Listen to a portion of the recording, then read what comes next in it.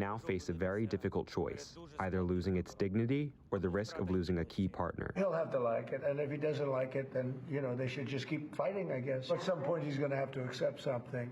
He hasn't accepted. You remember right in the Oval Office not so long ago, I said, you don't have the cards. I thought he should have made a deal a year ago, 2 years ago. President Trump sets a Thanksgiving Day deadline for Ukraine to take his offer for a peace deal that asks very little of Russia. Zelensky says it forces him to choose between dignity or U.S. allyship. Former Secretary of State Mike Pompeo joins us now. Good to see you this morning. So this seems like a big moment in this long, drawn-out war. First of all, what do you think is going to happen? And if Zelensky doesn't accept this, what happens then? Well, good morning, Charlie. It's great to be with you. Look, I think this is a big moment. We're coming up on almost 4 years after the turn of this year. And we all want peace. We want Vladimir Putin to stop his aggression, stop stealing Ukrainian children, taking them back to Russia, killing innocent civilians. That's all something we want. Look, I think this is now a negotiation. I think President Zelensky will respond in a way that is positive. He'll do his best to accommodate the things that make sense for his country, and then he'll make a good choice for Ukraine.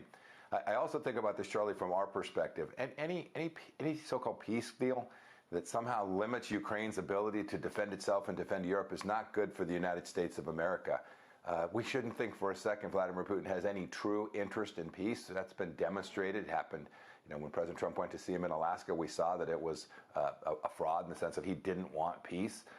He will go right back at this again. If we limit Ukraine's ability to secure its own freedom, its own sovereignty, he will put America at risk, he'll put Europe at risk, and he will go right back at this. It will end up looking more like surrender than a true peace agreement. And that's not something I think President Trump will allow to happen, nor is it good for the United States. So what would be a realistic alternative to the proposal that President Trump has put forward?